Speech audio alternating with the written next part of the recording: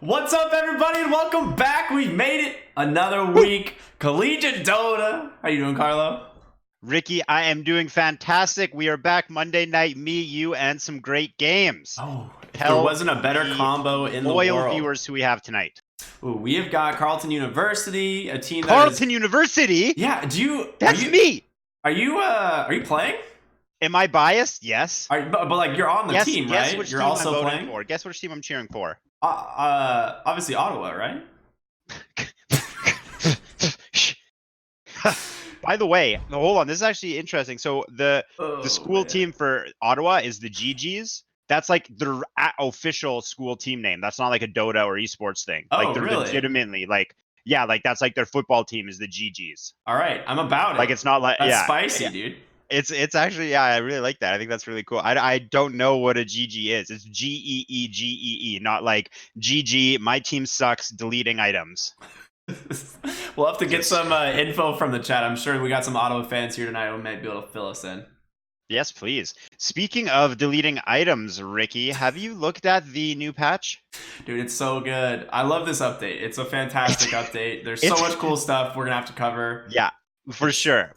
This one caught me off guard a bit. Like with all the recent changes, I love them. I've been a huge backer of them, and this is I've had quite I've had an extensive amount of conversations with people who are like, Dota's dead. This is stupid. I hate this. And I'm like, just give it a try. Just give it a try. This is the first one where I feel like I'm getting pulled. Where I'm like, what is going on, dude? But it's been an experiment, man.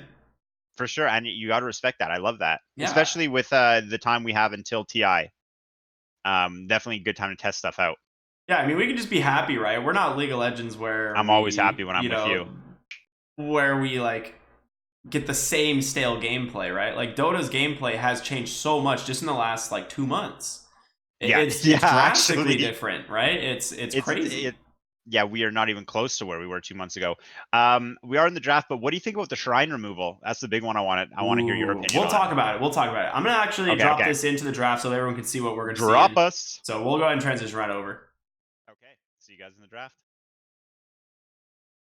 Boom. Very spicy. Nice overlay. We got banners, Ricky. Dude, 2 good banners. 2 good banners. Is this CSL? Like, come on, there's something wrong here. They are pro, man. By the way, did you notice the very first ban, or I guess it's technically the second ban of the game? Good old Void Spirit. There's no way that they let through Snapfire, right? Let it through. There's no way. Like, Snapfire is definitely more powerful than Void Spirit. Let it through. Now, I don't know if one of these guys are like spammers. Like maybe there's a Void Spirit spammer on the side of Ottawa that I don't know about. But honestly, like 5 seconds remaining. I don't know if that's the case. Okay, they ban her. Yeah, they ban the Snapfire. Aw, man. But this does leave a lot of heroes open in the pool, right? These 2 new heroes that you have to ban. And we're just coming off a major where you saw a lot of really strong heroes. Yeah, this is like essentially, you kind of you had 2 throwaway bans, and both of the bans are from Carleton, actually, because these are bans that you wouldn't have seen, a week ago prior to the patch. 10 seconds remaining. And Lich, one of the safest openers, also pressures the Grimstroke pick. That one never goes out of style. Yeah, I mean, Grimstroke got a pretty significant buff in the patch. One of the heroes that the loss of his GPM talent wasn't the worst. The GPM talent replacements for the most part impress me. Like, I'm really happy. I think GPM talents were stupid. It as a support player, yeah, like I kind of feel like there's a weight off of my shoulders, because when I'm deciding which support I want to play and I'm thinking of like hero interactions and like what hero is good against which, like, I don't want to play, super squishy immobile heroes against, anyways, GPM talents are actually factored into my decision making when I pick heroes, because they just inherently feel stronger, and especially when you're like, from the pub mentality, like, oh, how aggressive is my team going to be? How much can I rely on my carries? If it's a slow game, I don't want to be stuck playing a support that doesn't have a GPM talent. Usually, it feels safe to have a GPM talent. Now it's like nobody has it. Thank you for taking that away. That element of the decision making process out of the game. There were just too many heroes that were only viable because they had a GPM talent, and that should never be a thing in Dota, right? Like, you want to be picking heroes based on how they interact with the other heroes in the game. Yeah, that's why the game's fun. Yeah. It's just so weird. I couldn't believe that was a thing. I'm glad they're all gone. I think some of the nerfs to them, like the talents being moved from one to the other, or rather the talents that will replace them, some of them are good, some of them are really bad. We're not going to go into all of them, but which ones do you think are really bad? Is there any that stick out? Techies is the worst one by far. All right, let me just double check. Techies is by far minus 28-second blast off cooldown. That's sick, dude. That's the best one. Are you serious? That's literally the best one. You just get 7-second blast off, but it's so bad. That is so sick. It's so bad. What's like, how is that good? On blast off? Silence duration is 7 seconds. Oh my god, that's literally the best one in the game, Ricky. Oh, it's so bad. Are you serious? It's so bad. Techie's pick, please. We should talk a little bit about some of the picks we're seeing right now, because for me, I think the one that's not surprising to me, but is going to come as a surprise to a lot of people coming off the major, is Undying. I think Undying might be one of the biggest winners of this patch, and all right, we'll see how they play him, because I think I'm a winner because Tusk and Rubik are in the game, and those are two of my favorite heroes. Oh yeah, baby. So what's up with Undying? What do you know? What do you know that you want to share with us tonight? I think you can flex this hero 3, 4, and 5. What? So you're saying, is he an even safer opening hero than Lich? So I think it's one of those things where when it comes to drafting, being able to have like an opener that flexes is really important. And I think Undying is going to be this, like, you pick him and you can't pick certain carries against him, because if they decide to run him as a 3, you're just innately going to lose the lane. It's one of those things where he has pretty good base stats level 1, but now you can actually itemize to make Undying a legitimate scary hero. And so is this the Flesh Golem changes we're talking about, or what do you think? It's actually, I think a lot of it comes down to the changes to the zombie damage, and the fact that like Helm of the Dominator aura affects the zombies now. The fact that you can get the zombie damage talent. His Flesh Golem is just absurd now. Like, it is so good. Yeah, Flesh Golem was like, I remember back when Undying was added, because Undying was one of my absolute favorite Dota 1 heroes when I was just a little noob. And when Flesh Golem was added, when Undying was added to Dota 2, and I remember Flesh Golem being, my impression of it was it's one of the coolest spells in the game to like cast, but it was so underwhelming. Like, you turn into the massive cool model zombie, and it really didn't do too much else. Yeah, I agree. It just made you look cool. The thing that's interesting is they actually went ahead and picked the axe. They went and picked the axe, which that is kind of weird, because you now have 3 strength melee.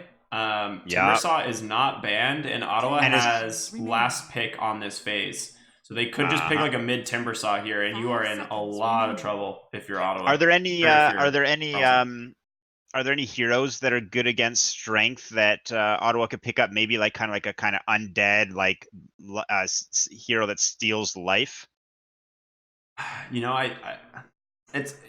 There's got to be something. It's just. Oh, what about Life Stealer? Oh, that's what it was. You're right. Yeah, Life Stealer. Yeah, good against strength, melee, high health heroes. Yeah, pretty good. Yep, you're gonna chunk them up. They picked the Terrorblade. Okay. Terrorblade did get buffed. Pretty good against Life Stealer. Yeah, and he got buffed. It's a good It's a good core matchup for sure. The Lich Rubik is a little. Those are good heroes. Concerning for me, because they have so much magic burst and control, which is not something to Terrorblade. I actually really like that support combo. Yeah.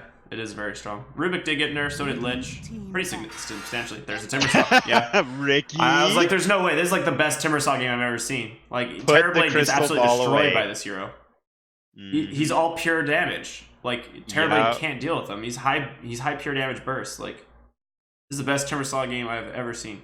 Have you ever by yourself or seen a Timbersaw player drop like plant a tree with a branch and then use their Whirling Death to get pure damage? Yep. The funny thing is GG Branch has like a 600 cast range, so you can cast it 600 in front of you and Timber Chain to it. That's slick. Yeah. When is the Ricky Timbersaw tips and tricks YouTube video coming out? Oh, I've played so much Timbersaw in my time. It's all secrets though. No tips and tricks. Oh, right. Yeah, I gotta get MMR somehow. Keep it on the DL. If any heroes spamming, Timbersaw's gotta be one of the most fun and easiest heroes to just play all day, every day for 7 months, and then look at your Dota hours played and regret everything. Yeah. Just kidding. Oh man. Visage ban. Meepo ban. Yeah, I know Carleton does play Meepo. That's like a thing that they like to do. That's something I want to see more in the CSL. I want more Huskars. I want more Broodmothers. I want more Meepos. Yeah. I never, ever thought I would say those words. Wow. Yeah, Ana is a pretty sick Meepo player, so I respect Ottawa doing their homework and banning it out. I like that. It's really good against Timbersaw. Timbersaw can't actually deal with Meepo, so that ban makes a lot of sense as far as that goes. And now there's just not really a good counter in the game to Timbersaw because you need a Spirit Vessel carry. Yeah. And Axe doesn't build Spirit Vessel, so it's going to have to come to your mid laner. Tusk can do it. I mean, but Tusk is going to get it so slow is the problem. You need to have a Spirit Vessel like 11 to 12 minutes, realistically, to deal with Timbersaw. And that'd be like a quick one if Timbersaw's having a good game. And I think Timbersaw's gonna have a great game, right? Like Timbersaw is really strong early and mid game, so he can help slow down the item progression. 10 seconds remaining. Storm Spirit's interesting pick. I think that hero got. I want to say something about Storm Spirit. I think Axe is strong against Storm Spirit. So Storm Spirit has a hard time with lockdown, especially like lockdown that you can hit reliably. Axe is not necessarily reliable lockdown, but it's about as close as you're going to get to being reliable lockdown without being reliable. Hitting call isn't too difficult, and it's a great CC when you hit it. However, that's pretty much all they got for Storm. They got Axe call followed up with Walrus Punch at the moment. There's still another pick here for Carleton. I actually like this Storm pickup. He's not going to have an issue with getting Snowball initiated, probably. Snowball has to come from out of line of sight.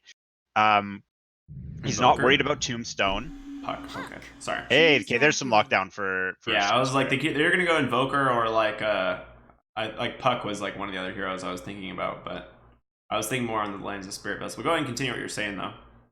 Oh, that was it, man. Oh, nice. I think that I was saying, yeah, there's a couple of tough matchups, but I still like the Storm Spirit pick. Yeah, I'm really liking Ottawa's lineup, even though I like Carleton's for the get go. Ottawa's lineup just seems like balanced to me. Like it seems like there's like if something goes wrong for Ottawa, they have other heroes to pick up the slack. I'm also a huge fan of Timbersaw because I've said it a few times, but I think his play style, in my opinion, is underrated. Which is I just think he pretty much is securing you the mid game, and it really helps your team out in the mid game to make sure that you have a presence in the late game. And Lifestealer and Storm Spirit on their own are strong. They're a great combination. Storm Spirit's one of the best taxis in the game, and Storm Spirit's I don't know anymore, but he was one of the strongest very late game cores. Yeah. I'm just loving Ottawa. Yeah, I think Ottawa has like a very well-rounded draft. The Lifestealer Storm Bomb is going to be a threat pretty much at all phases of the game. And it's really going to come down to whether or not they can slow down this Timbersaw in the early game. We are going to most likely see the Undying Terrorblade lane. I mean, maybe you even have to tri-lane him and just put Axe solo against the Lifestealer and start lane cutting. I think that is arguably probably your... Can we show this on stream? This Axe intro? Sorry, CSL, if your account gets banned, you can blame Valve. Oh, man. Yeah, let's see. I am interested to see how we're going to set up the lanes for this this battle, the Battle of the Ontario Canadas. Yeah, look at that! Look at those manners. Good luck, have fun. Wow, they're all such nice lads. That's why they named their team the GGs. So we've got Undying and Terrorblade bottom versus Rubik Timbersaw. Undying is an issue, I'll say that, right? Like, Undying is kind of a problem for Timbersaw, but Terrorblade is exclusively physical damage, so the only kill threat they have in this bottom lane is if Undying managed to get, like, I don't know, like 4 decays into a huge soul rip or something, but... Exactly, yeah. It's like on paper Undying is good against Timbersaw, but I feel like it's not really going to be that much of an issue. Like, is he actually going to kill him, especially with the Rubik's stun? No, I don't think so. I think, I think Timbersaw's not going to be happy that his strength is being stolen, and Undying is going to be having a good time smashing Rubik, and maybe, I mean, he'll be smashing lane Rubik Lich. with stolen strength. Getting gone on. Oh, we're going right in, straight out the gate. Man, Tag Team is strong at level 1. We're going to see just how strong it is with the first blood from Zor. Yeah, just opens Battle Hunger Tag Team, and Lich just out of position, went Frost Blast level 1, and... Ooh, Frost Blast level 1, how do you feel about that? I think it's fine. I mean, it's really good Frost harassment. Blast or Frost Shield, right? Yeah, it's one of the two. How's the rune split going? 3. Carleton Undying. University. Takes it over the Storm Spirit. Yeah. I like what he's doing too. To putting some damage on Storm, chasing him around. This potentially can be a big deal, helping Puck out. Yeah, we'll see. The big thing I'm curious about is how well this bottom lane is going to go for Ottawa. I think it does need to go pretty good for them. Yes. For them to like really set the pace of the game, because you want to be able to take away Terrorblade's farm in like his jungle, and I think top lane should go in Ottawa's favor as long as the Lich doesn't get caught off more times. Oh! We lost a courier that fast. Ricky. What happened? So it went in. So the courier Puck was playing up on Storm Spirit's side of the high ground to last hit the ranged creep, and he wanted to hit the ranged creep down to 1 hit and then orb back to his side, using the orb to last hit. No. And he mistimed it, and so the courier ran right through the middle of the lane. By the way, Storm Spirit was on Puck's side of the lane. Like, they just completely swapped sides, and Puck's courier just walked up right into Storm. I got confused. I thought it was Storm Spirit's courier at first because they were playing opposite sides. That's real unfortunate. That's why it caught me off guard, because I was like, "What? Well, Storm just killed his own courier," and I was like, "Oh wait, they're on opposite sides of the lane." Oh my gosh, dude, that's rough. Well, I guess that kind of Storm had some harass, and Puck just lost his courier. Yeah, I mean, it's really bad for Puck. Yeah, I mean, your passive gold isn't tied to it, but it's dead for so much longer, and then on top of it, the kill bounty was increased in this patch as a result. So Storm and his whole team gets a little bit more money for that. Yeah, really nice for them. I'm happy that the passive gold was removed from being attached to the courier. I didn't like that change. It really was like, you know, there's a lot of things that that can go wrong early on that'll make people like lose morale for a game, and it's like that was one of the things where I felt like you actually kind of had a legitimate excuse to be like upset early on. Yeah, you lose your courier if you're a core, and you lose your passive gold. You can't ferry anything. Like, yeah, like really I was bad. like, that's actually really bad. Like you know, when someone gets first blood, it's like, who cares, man? It's 1 kill. Who cares? It's worth twice as much. Like, whatever. But when your courier goes down, it's like that really affects how your game plays. Like, that's actually has massive impact. Ooh, DS Bro managed to just TP back to his tower. Okay, nice. DS Bro is a known slick player in the CSL, and we're going to do our best to keep our eyes on him, but he's hard to follow. Yeah, I'm keeping my eyes mostly on bot lane, just to kind of see how this is playing out. And realistically, right now, Timbersaw doing pretty well. Terrorblade not suffering too much either, though. Yep. Axe, though, I mean, Zorza killing it in the top lane. 13-5 versus the 7-0. He really likes what's going on here, and look at the great teamwork top. DS Bro doing the pull while Zor holds down the lane solo. This is what I like to see. I'm feeling good about the top lane for Carleton. Although Lich Lifestealer, I mean, that lane, especially at level 3, that's powerful lane. Yeah, these guys are gonna hit a power spike here at like 4 and 5 for sure. And once Lifestealer is able to just kind of sustain the lane by himself, Axe should probably leave to start cutting the wave. I don't think he'll stay here much longer than that. Because once Lifestealer has like that 3rd point in... Oh, here we go. Tag team top. Do we have some action? Lich is caught out. He's stuck. Frost Hero with the Frost Shield stuck in the Frost walls. Oh, Tusk wants to fight. A lot of damage mitigation coming out from that Frost Shield, keeping him alive. Now, tag team is magic damage, if I remember right. Or you can double check here. It's physical. XD, I'm wrong. So it's physical damage. So the entirety of the spell is reduced by Frost Shield. Mid! He did it! Oh. So the orb like skinned Storm Spirit, drops him low. Oh man, I feel like Storm Spirit was still getting used to the little Puck blink attached to the W because it looked like Puck was gonna portal to the orb, so Storm Spirit went to dodge the Puck doing his jaunt, and then Puck just walked up and Waning rifted him. Oh man, yeah, Waning rift. Offside, we really have a good. scrap now too. Yes, Tusk building a maze in the trees, right into a he's dead in trouble end. here. Ooh! Oh, I thought he was gonna get away for a second. Fruit Punch should be fine. He has Ice Blast and Frost Shield coming up in a couple seconds, and Zor will just chase him to the tower. But not gonna be able to get Axe the kill, is right? Axe is not too concerned. Middle is missing. The sound effect attached to Axe's punch. Terribly? Yeah, that was definitely a short chain right there from Timbersaw. There was no chance on that one. I can't wait for the T-Tours to come through of that missed kill in the mid lane, but it's fine. Middle is missing. Don't sweat it. Okay, 5 minutes, Ricky. Middle is missing. Give me that booty. New Bounty. I love the new bounty rune locations. I think this is really nice. It prevents a team from just like completely like getting all 4 runes just out of like one team forgetting. Like they're not gonna run all the way that far into the enemy's triangle unless you know they have vision. No, and stuff. I agree. It's like I liked the old ones, but this one just feels better to me. It also makes the last models one way was better. Yeah. Oh, that's a good point. The last bounty rune location was really like 5 minutes. Everyone bounty rune now. Stop what you're doing in bounty rune. And this one's like a much more like if you're up to something. Gonna rage and just walk on out. Yeah. Middle is missing. God, Frost Shield on my sealer is great. He loves that. He's already like pretty quick hero. Middle is missing. We'll see how. I'm surprised on how. Like, I guess I'm not that surprised. Now that I look at these heroes, I know Zor plays a lot of Axe, so it's heroes he's really comfortable on. But they're doing really well in all 3 lanes, right? Like Carleton is like they're winning bot. They're essentially winning top. They're forced Storm Spirit out of mid. Now, what's the deal with the Puck Storm Spirit matchup? That does favor Puck at least until level 6, right? Turretlane's in trouble. Oh my god, that soul rip. Great soul rip, but it's not like the thing is Timbersaw and Terrorblade are pretty even. How are Rubik versus Undying? Undying a bit more XP. Dire's middle tower is under attack. Hold on,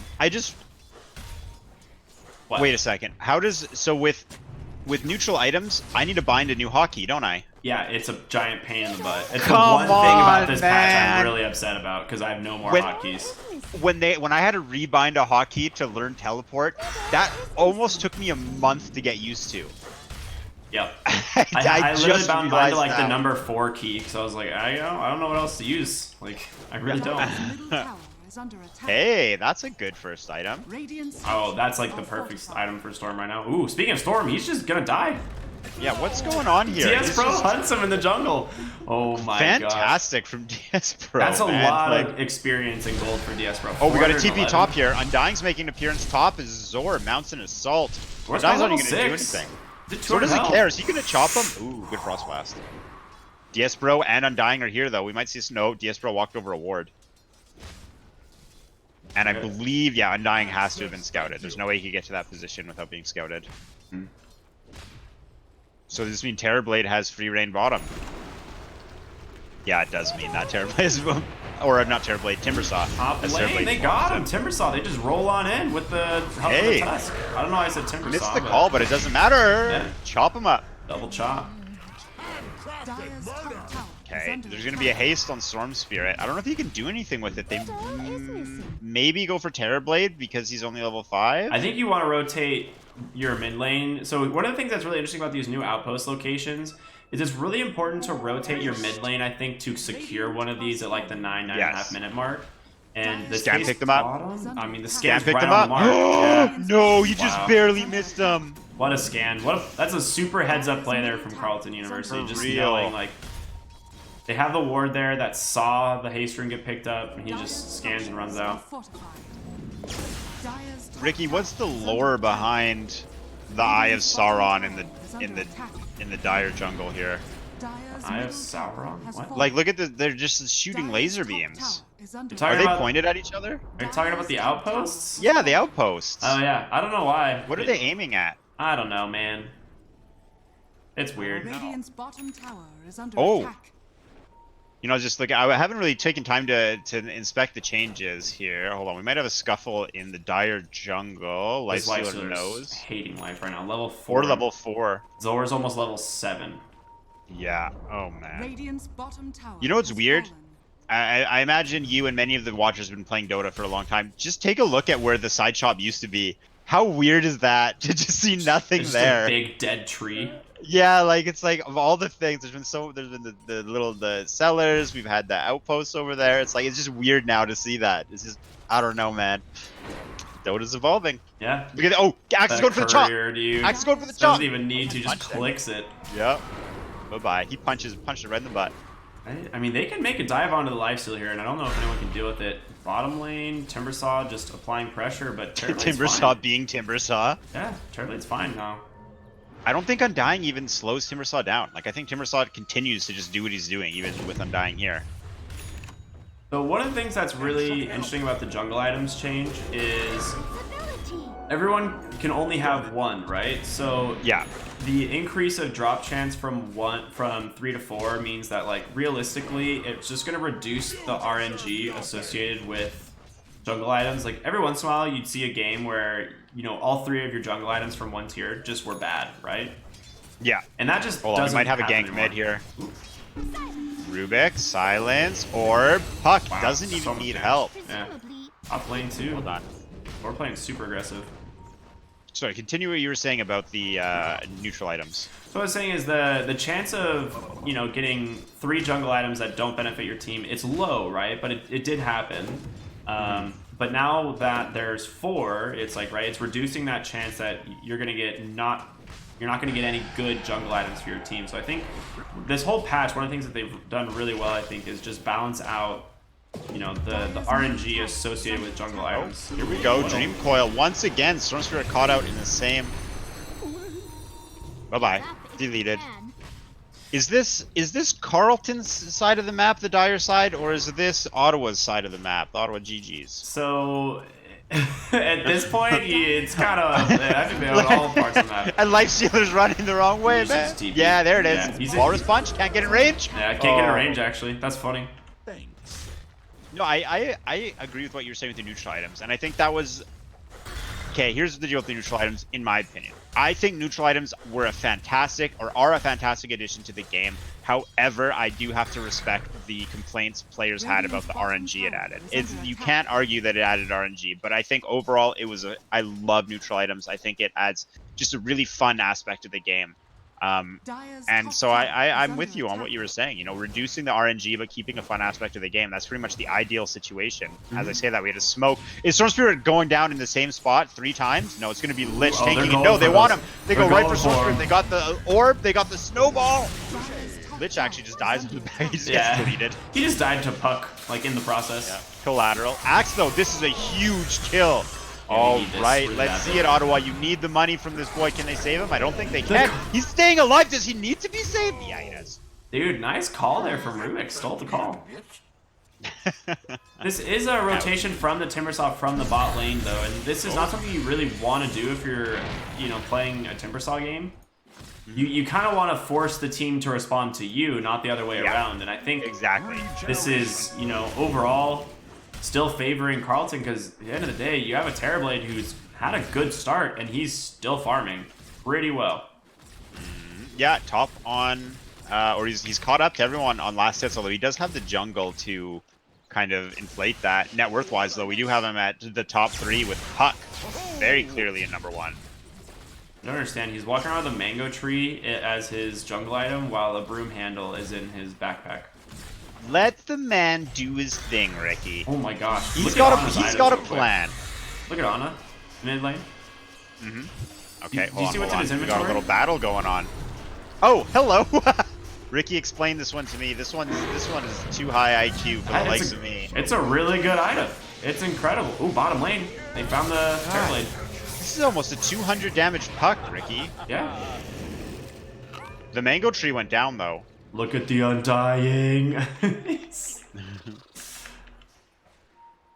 Yeah, the Deso puck is one of those things that we saw a lot more before they changed the talents on them, right? When the phase shift attack was level 10, and then the damage talent was the 15. That was this kind of the standard build. You just go this treads double null tally into Deso. But now that they swapped it, you don't see it as often. But Ana, I guess, still really likes the build. I mean, and he's been kind of doing his puck thing. Like, he's out there fighting. That's what we want to see from him. Speaking of, we were mentioning earlier how Timbersaul's rotating instead of just chilling in a lane. On the flip side, we have Zor. Zor's kind of doing what you want from your off lane. Yeah. Just like, hey, I'm really strong early on. I'm just going to solo pressure this lane. Cause a headache for my opposition. Mm-hmm. One thing that's funny is Carleton actually contains both of the outposts right now. So what this means is it creates essentially that dead lane concept we've heard a lot for Tell me Ottawa. about the dead. What's a dead lane? Basically, you don't want to be there. Well, Zor. It sounds so welcoming. Okay, is this Storm Spirit's revenge? No, this is the triple call into the tusk. The Chakram's in a good position. Storm Spirit's going to make it out. He's in no danger. We got 2 players here coming in from the Dire. They really want to get a kill on Axe. However, Timbersaw's the only one left. A little bit short on the Timber Chain. Up on the high ground, though. The debut once again, bringing out the Desolator. Puck cutting people down. Now he has Timbersaw in his sights. Timbersaw's strength is he had a lot of armor. Puck's strength is he hates armor. He's going to desolate it. Snowball slows down. The Timbersaw Axe goes in, gets the call, runs away because he knows there's support coming in for the Dire. Axe playing on the side with that Blink Dagger very well. Now the fight has turned. Chakram coming out. Undying is the target of choice. This is exactly what we want, what Carleton wants to see. Undying is a big tanky boy. Lich gets dropped into collateral damage. Undying, you remember me from when you were chasing me around? Turns right around, they drop the Rubik, and now Timbersaw, once again, is he in trouble? Timbersaw's kind of just getting ignored. Yeah, that's there we go, we have a call. Sword Spear's coming in, humongous zip-zap. He wants to get the support in the back line. Uh-oh, I don't know if this is what you want to do. Where's all your mana? You spent it already. Run away, Sword Spear. Oh, no. Chopped down. Storm just died twice. What? Yeah. Oh boy, Carleton played that well, man. Like at first, I was like really impressed by Ottawa's positioning when Storm Spirit, I thought, got out of the fight, and they're gonna keep going with Timber. So I was like, okay, Ottawa's doing really well. This looks good. But in the end, Carleton just like constantly turning. Undying's running. No, Undying's on the assault. Undying's running. Oh no, now he's chasing Storm Spirit. Great pickup kill from Puck. Carleton is really playing like a team right now, and you can tell by the score, the net worth lead, and how well that fight went. Yeah, one thing, I guess at this stage of the game, Timbersaw doesn't have a lot of kill threat on these heroes because he didn't have, a very good start. He's only level 11, level 2 Chakra's not online, and you just kind of ignore him. Oh, Zor maybe a little bit out of position here. Oh no. Well, that's what we want to see for Ottawa. That's the kill they want. So Terrorblade just got a Vambrace, arguably probably the best jungle item that he could find right now in the game. It's so good. I feel like Vambrace is one of the best items in general to get. Oh yeah. Like, because it's like there's always someone on your team who can use it, right? Like, it's just no one's ever going to be like upset about it. Puck's about to get a Grove Bow as well, so that's going to be a huge come item on, for him. No way. Yeah. That's so good, man. Yeah, they're feeling really good about their jungle items. For sure. Hey. Okay, Imclaw, I mean, that's pretty decent for Lifestealer, right? Or maybe Storm could even use it. They're just leaving it on the ground. So I'm not very confused here. What I was gonna say is Timbersaw right now doesn't have a lot of kill threat because he can't lock down any of the heroes on the side of Carleton, and they are able to kite him pretty well. So unless they like misplay, he's not really gonna take out 2 or 3 heroes by himself. But with Carleton, they have so much catch, they have so much chase and sustain in these fights, and I think with Puck's... And even damage too, though. They do. So you just ignore the Timbersaw in these early engagements and just kill the team around him. And there's not much Ottawa can do. Yeah, honestly, Timbersaw can't do anything because there's no alley-oop for him. There's no backup. Like, when's he getting the huge Chakram?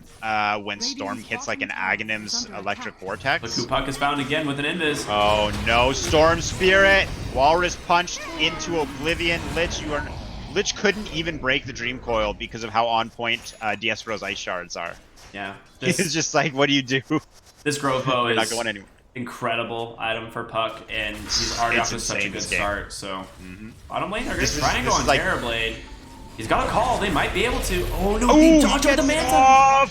And he's gonna get a kill from this. Oh no! The counter. Come on. Sneaky play there by the Rubik, almost turning it. But, oh, great Timber Chain. If he gets the Timber Saw. I'm not getting too much. Saw really wants this kill. I don't think he's going to be able to finish the Terror Blade, though. I'm pretty sure he's done, Ricky. Yeah. Yep. They have so much damage, right? This Puck Desolator, it looks like... Yeah, looks like Tusk is going for the Spirit Vessel, which, like you said, is definitely an item that Tusk can pick up pretty easily. It just takes a little bit longer, so... Yeah. Yeah, it'd be nearly 25 minutes when it happens. Well, he should have picked up the GP. Oh, wait, never mind. Oh, wait. Went for the Walrus Punch stun. All mid? I do think that's... Storm Spirit's in trouble again. No, he's got mana. He's got mana, please. Oh, I thought he was going to die to Blade Mail. If Zor got that chop, he'd be dead. Now, Storm Spirit has been spending a lot of time in Fountain, either from dying and respawning or being forced to go back to Fountain. Unfortunate for him, and just great pressure coming up from Carleton. 20-minute outpost, very well played. I mean, Carleton, they know they secured the bot one. They rotate to the top lane, Dire Jungle. They're going to hold this, and what this does give them is a lot of threat here if a hero shows up and is out of position, and we'll see Timbersaw TP up here. But if someone shows deep in this lane, like if someone decides to show, out here in the lane, you can just TP to the outpost and gank them, and that's something that you could never do previously. Oh, we got a little catch on Timbersaw. Now this is the hero. Ooh, there we go, Sunder, going there you go. right in with the Sunder.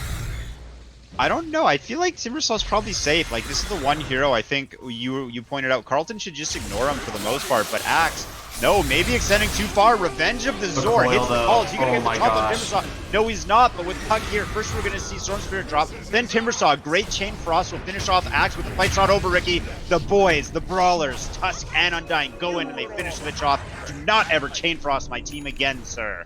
Dude, the experience lead in this game is absurd. Like, I just looked at the supports. They're levels 12, both of them, and the other team supports are 9 and 8. They give such a huge experience lead in this game. Yeah, I'm not gonna argue that. It's approaching 15,000. And 10K, double digits in the thousands here for gold lead. This is wild. Man, the phase shift, Desolator phase shift attack. Yeah, he's just going straight damage. Has a Crystallis now, which the Daedalus did get buffed pretty substantially in this patch. It did receive a really nice buff, so it now just does more damage, and it has a higher or reduces the crit chance or the crit damage, right? But it does more damage in general. So that's pretty much exactly what Puck wants, right? Like, yeah. Puck's just happy to hit hard, man. He's doing a ton of damage here, going up to about 250, 252, not counting armor reduction.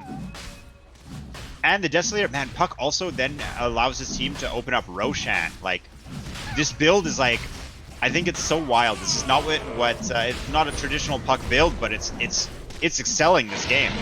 Yeah, I agree. I think Axe got some love in this patch too. Kind of a side buff as well since they buffed Blade Mail. So any of the heroes that like almost always build Blade Mail, they gave it 6 damage, which is pretty substantial. Like adding 6 damage onto an item for no additional cost is pretty sick. Blade Mail has been in a funky spot. Yeah, I mean they nerfed it really hard. Yeah, what was it? It doesn't what was it? It doesn't pierce BKB. It doesn't pierce They changed BKB. How the damage is returned. Yeah.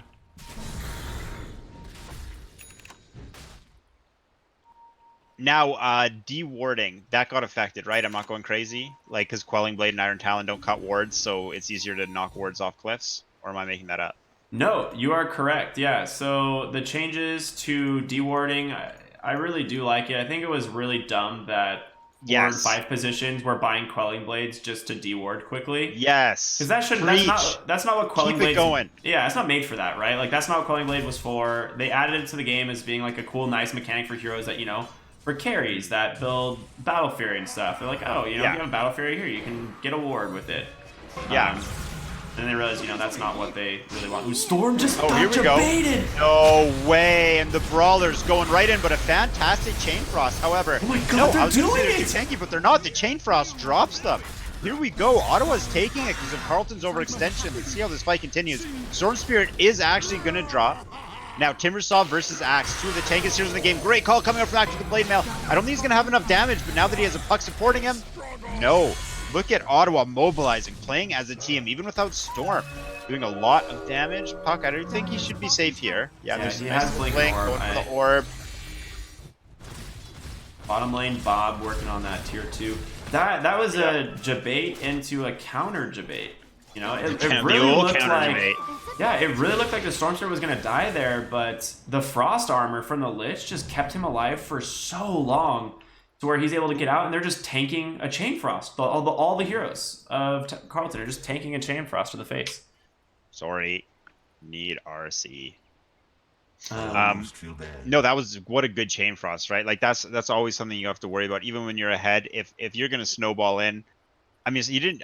Tuss didn't even take Undying with him, but when you put 2 heroes like that, it's like you could have a level 6 Lich cast Chain Frost, and it's going to do a lot of damage there. That was the ideal conditions. Yeah, we'll see how that changes, like the XP graph and the net worth graph in a few minutes, because that's pretty sick. I guess while we're pause, we can go back to the Quelling Blade and dewarding ideas. The inventory space also drove me mad as a support player. Like, you just don't want to have to carry a Quelling Blade. Yeah, I loved when Observer and Sentry were put together in the same spot. That was like it was like a nice hug from Ice Frog, and then it just became you need to carry Quelling Blades, or it always was you need to carry Quelling Blades. Like, come on, man! Like, just let me have some items. Can I just see what it's like to hold an item? Yeah. So the idea now is everyone can deward high ground, melee or ranged. It takes 2 auto attacks and you can't miss. So the idea is everyone's on a fair playing field now when it comes to dewarding. And one thing that's really good about that, mid lane, they're trying to snipe the Lifestealer. Puck's invis. It's a silence, but no coil yet. Yeah, nothing to infest. Dodges the orb. I think he's out just from some. Oh my god, the damage! 800 damage crit. But what I was gonna say is, the time it takes to get 2 auto clicks on a ward can literally mean you get killed sometimes. So it's something that you do have to take into consideration sometimes. Carleton's baiting Terrorblade here with the smoke, it seems. Not really baiting, but there we go, right in on the Storm Spirit. We've seen it once, we've seen it 5 times. Yeah, and save him this time. Out on his side of the map. They have so much vision on this triangle, and Ottawa just didn't deward it. The counter call. Axe is chasing Rubik. Rubik's just being fancy, comboing Axe around here. I like it. Axe going the Abyssal Blade, dude. I'm actually all about it. It's super good. Yeah, that's fun. Okay, here we go. The tier 3 siege, Terrorblade. Remember the guy you made fun of in the laning phase? Well, watch out. Remember that kid you picked on in high school? He's back, baby. He's shredded, 6'8". Owns a yacht. Drive my yacht over to tier 3 here and beat it down. Axe on the front line. Puck with the Desolator. Okay, Lifestealer's going and he busts the Rage. We're going to have a throwback, but I don't know if there's going to be follow-up here. Lich throws the Chain Frost out. We're putting damage on Terrorblade. Is this a full-on retreat? Oh, this might be a fight here if Ottawa overextends. Here we go. Call on Timbersaw. This is the initiation Ottawa wants. Go on our tankiest hero. On the back line. No, the Storm Spirit goes in, but he's the one who got caught. Eliminated from the fight immediately. The Chain Frost is bouncing, but as Carleton tanks up, it's really not slowing them down too much. This Terrorblade Puck's the one in danger, but he's such a slippery hero. I don't think he's going to fall. Unlike Timbersaw, one of the tankiest heroes who has finally dropped. 3 versus 5, no buybacks. Carleton gonna press right back up onto the high ground. They're not stopping. Rubik will fall. Lifestealer. He manages to claim the Aegis on Puck, but trades his life for it. He's returning to life. Puck is here to desolate the towers with the boys, and Carleton, a successful high ground push. Buyback from Lifestealer, Ricky, but I don't know about that move. I think like they just are buying back because they need to slow this down, but they're gonna lose this lane no matter what. Unfortunately, I don't think they slowed it down very much. I guess they maybe prevented a second lane push. Yeah, maybe they would have gone top, right? Because it would have just been Storm coming up. Even then, like, look where the lane positioning is. I think I'm certain Carleton is happy to just back up after taking that lane and like push out bottom, push out top. Great team play from Carleton. Absolutely fantastic. When Storm went in, did you see Carleton just collapse on him? Everyone just knew on the same page. Let's go. Storm's out of position for 1 second. Lock him down. Yeah. Ooh, a Paladin sword. Items. Okay, that you will definitely put on your Terrorblade. It's better than the Vambrace for sure. It's so good. I didn't realize that the I don't know why I didn't realize. I'm looking at it now, and it literally says amplifies the wearer's regeneration, healing, and lifesteal by 17%. Amplifies the 17% from the Paladin sword. Yeah, it's pretty sick. It's a good item. People who like it might be. I've seen Paladin sword on heroes like Morphling just completely change the game. Where like Morphling was like kind of okay, like not having like the best game, and then he gets a Paladin sword, and then you're like, all right, this hero just can't die now. This is cool. Good stuff. Yeah, one of the heroes that benefits the most from lifesteal. Okay, we got a smoke coming out. I think Carleton's going for the double whammy, immediately putting pressure right back. Are they really going to get him? There is no way they're going for Storm Spirit again. Dude, Storm's down to 7 charges on this Bloodstone. He is having a terrible game. This poor guy. Caught the smoke, but that's not the target they want. They want to kill. They're going to... Oh, on the creep wave. Just let Axe solo. Spin, baby. This puck is so farmed. Just blink, Deso, Daedalus, now going for the Aghanim Scepter for the Ag's Coil Break, which is super strong. Yeah, lock him down. Radiant structures are fortified. They just go right in, but I don't think Carleton can support this push because Storm Spirit pushed the wave out top. They're going to lose creeps. They might be able to get the T3, They'll get the tier 3 in time, yeah. It takes about, what, 10, 15 seconds? They want to pressure it. Let's see with the stun. I don't know. They have the Desolator. They might just get it. Yeah, they might just get it. I think they're just going to get it. Disarm. These guys are insane. Yeah, the creeps are close enough in the mid lane now anyway. Oh, here we go. Okay, bringing the fight out. Immediate Sunder. Oh, Timbersaw. Get out. Oh, no. From downtown, the snowball doesn't even have to connect because the Desolator shot from Puck finishes him off. Well, after that, Carleton finishes off the top lane. Unfortunately, they can't get bottom because the tier 2 is standing. GG is called by the GGs. Storm having some fun there at least. There we go. Oh no, don't. Okay, they spared his life at least. Oh man, that was a great University game. Looks real freaking good. For 31-8 on kills, 24,000 net worth lead, obviously inflated because the game's over and racks have fallen. But honestly, Ricky, from start to finish, from draft to finish, that was a really fun game. I have nothing but respect for both of these teams, but I definitely have admiration for Carleton after what they pulled off that game. It was a slaughter, but even by, I could say kind of proven by Storm's fun he had at the end. I think that the University of Ottawa is going to go into game 2, ideally with high spirits. They do have a short break, kind of collect themselves. What do you think the University of Ottawa should be looking at from game 1 that they can adapt and hopefully improve upon in game 2 to stop Carleton from 2-0ing this series? The biggest thing for them was the lanes just did not go well. The Timbersaw Terrorblade was kind of back and forth, and then it turned. You pointed out Timbersaw was responding, and Terrorblade got exactly what he needed. Hey, leave me alone for 15 minutes, and you can see me at your tier 3 towers when I'm metamorphed. Yeah, exactly. It was just the Axe had a way too easy lane top. Like the Axe Tusk, they got a very early first blood. They zoned Lifesteal out of the lane at levels 1, 2, and 3, and so he was just playing catch up. Puck gets the solo kill in the mid lane. Like it just seemed like the issue for them was their lanes did not go well.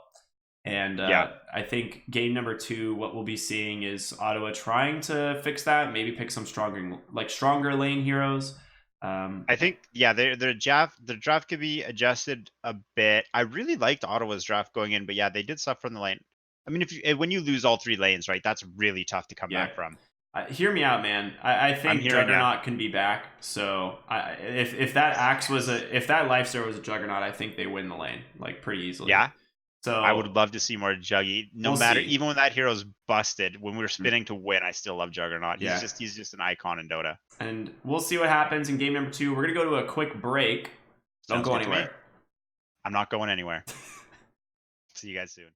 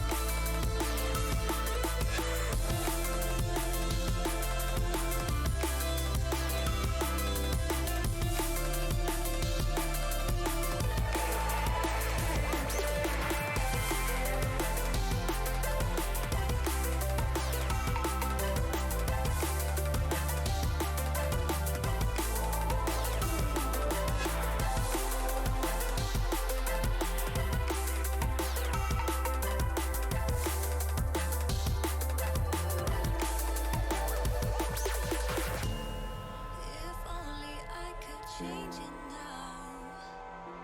Not sure I even would,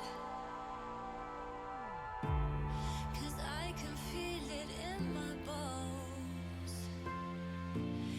Regret misunderstood. It's just a feeling that I found. Are we forced to play this out? 'Cause it's not supposed to be this way. Telling yourself it's just too much, with your intentions to give up. No, we're not supposed to feel this pain. 'Cause we can be a little too hard on ourselves.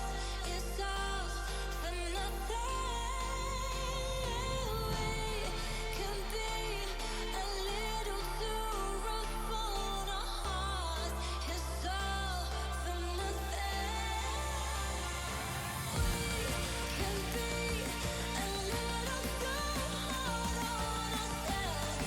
It's all for nothing. We can be a little too rough on our hearts. It's all for nothing.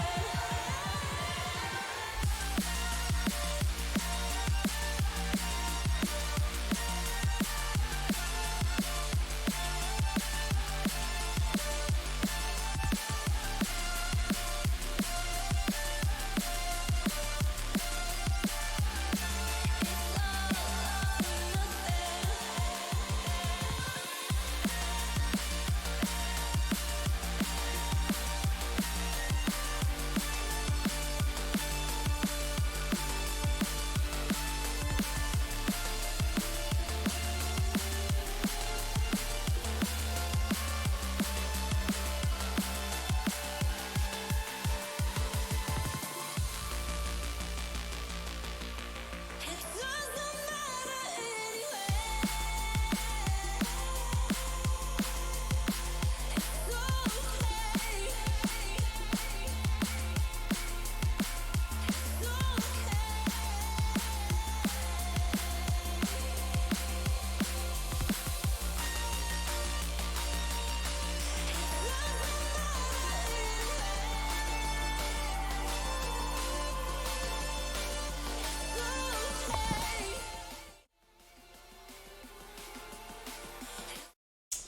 All right, everyone, and welcome back.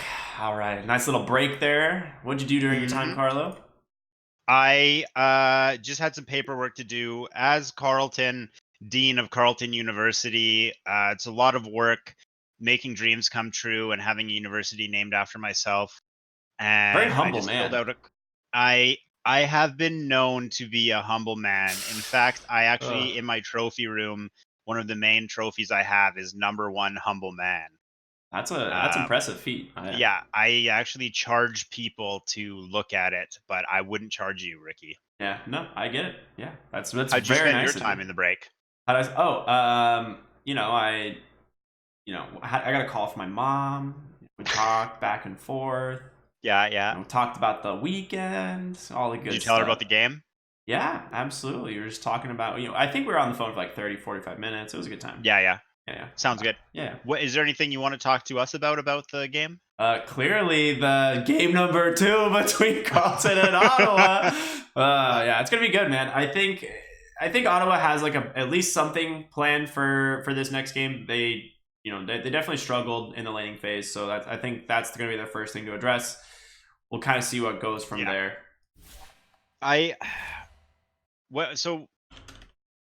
What do you think? Do you want more lockdown? You just want better lane heroes? I guess we're gonna have to see because we have to respond to what the other team is picking.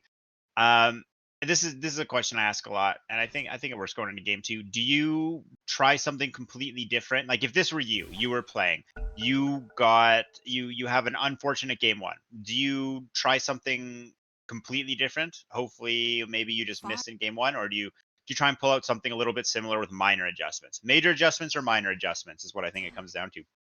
Personally, what do you think? I think you need something completely different. I don't think those lanes worked out for them, and I think at this point it's hard to say, like, with how different, you know, the patch is. Like, the heroes that they may be comfortable on from last patch just aren't necessarily as viable.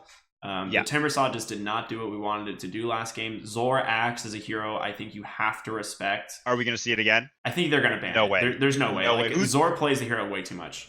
So last time, was it Carleton who had to? Yeah, Carleton had to do both of the new bans, Snapfire and Void Spirit. Do you think that Ottawa is going to force them into that position again? I'd let the Void Spirit through. I honestly would. Yeah, let's see what I happens. don't think Void Spirit is as strong as he was when he first came out. I think when it comes to new heroes, what makes them strong is people not knowing how to play against them or not knowing how to deal with it. Do you remember Monkey King? When Monkey King came out and everyone just fought in Monkey King ult? They didn't understand. And you're just like, oh, this hero's broken. Yeah, we almost got him. Just keep going. No, kills everybody. All right. Wait, I want to flip that question. I just asked you, if you are Carleton, you just come out of game 1 and it was a stomp, you're feeling great.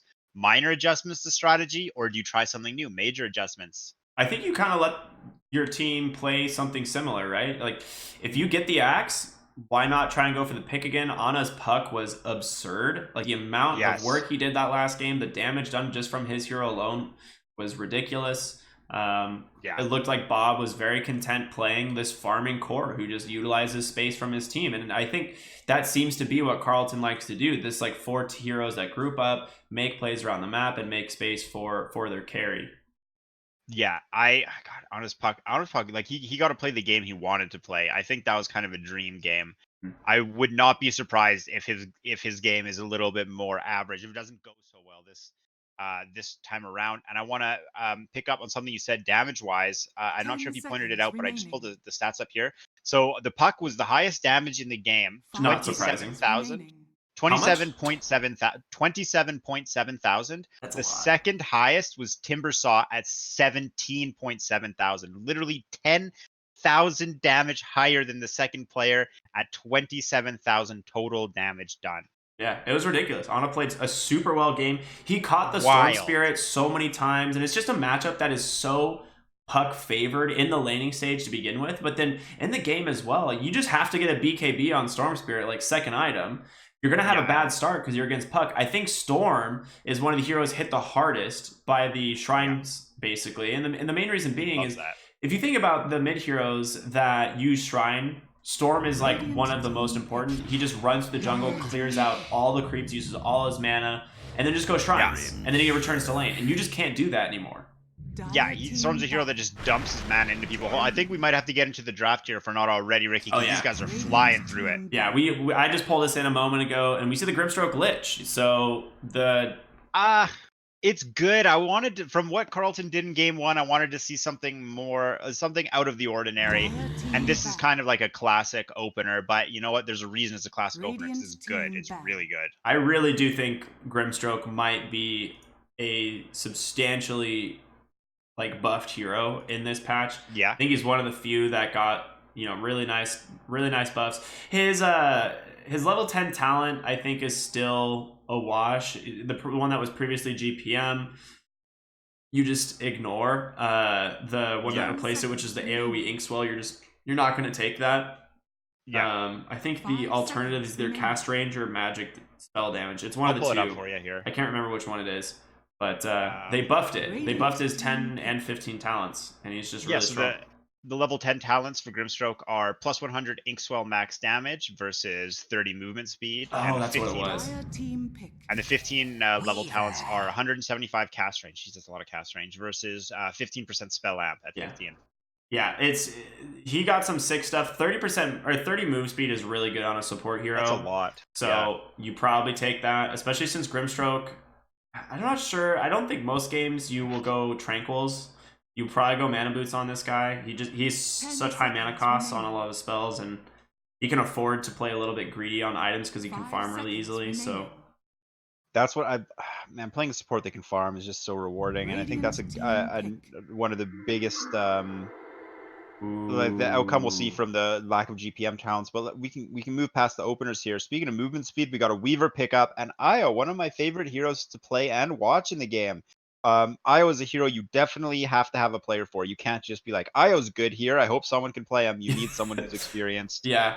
speaking from experience, I was like, I've seen people play IO. Like, I'll give it a shot. I can do it. I How like hard get in is game. it? I'm just like, I don't understand this thing at all. Like, so all you do is die. yeah, you just like everywhere. feed. You can't farm because you don't know how to control spirits correctly, and you're just like, all right, get me out of this game. Speaking of how are spirits controlled now? It's been changed so many times. So there's just 2 distances basically. Oh right, okay, yeah. 2 distances, and you can just toggle them, and then they slowly transition, right? Yep. Okay. Yeah. And speaking of playing IO in a pub, man, IO's gotta be one of the hardest heroes to learn because you have to like play it in like a competitive game. Yeah. Like you can't really play it in a pub because you really need to be coordinated with somebody. Dire team pick.